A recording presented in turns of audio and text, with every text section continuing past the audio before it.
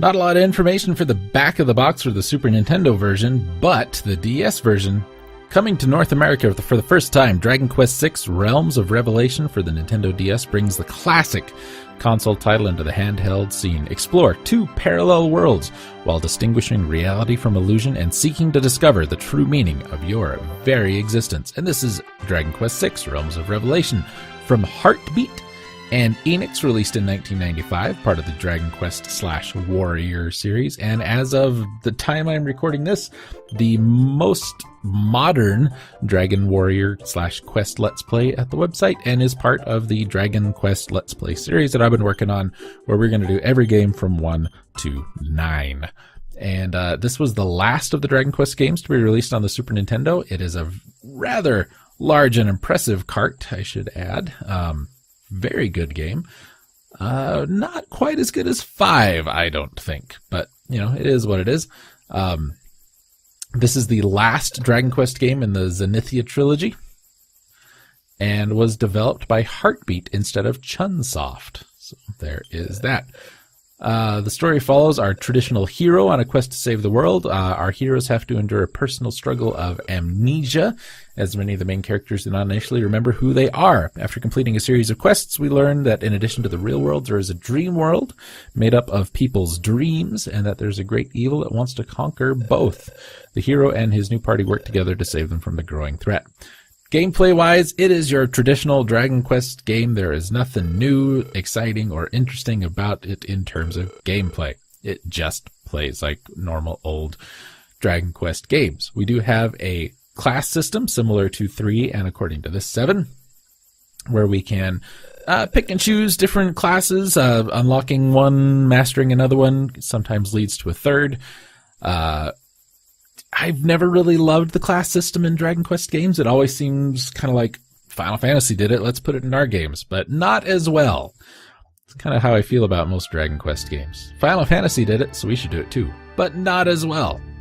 Anyway, the scenario designer, as in all the previous games, was Yuji Horii.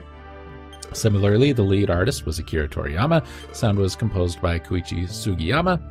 And it's a prequel, Dragon Quest Monsters, was released in 1998, which features some of the characters that appear in this game. Was released in North America the next year, even though Dragon Quest VI was never released out in North America. We have a lot of people from Monsters appearing in this game, so there's that. Where this was never released in America, there's not a ton of reception data for it, but we'll give you what is there. Gama Sutra praised the game's storyline, particularly its innovative scenario. While comparable to the light, dark world setting of Link to the Past, Dragon Quest VI featured a unique real-world and dream-world setting, which he suggests had an influence on the later Square role-playing games Chrono Cross and Final Fantasy X.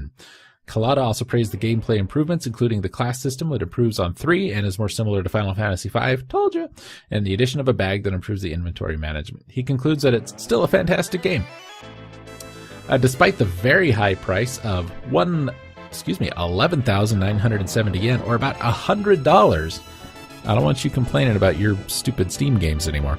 Dragon Quest VI sold 3.2 million copies in Japan, of which 2.5 million were sold in December alone, resulting in it becoming the best-selling game of '95. The DS version sold almost 1 million copies in Japan in its first week, and sold over 1.2 million copies by March 2010. According to Nintendo Power, Dragon Quest VI was originally planned for North America in the spring of '96 under the title Dragon Warrior 5.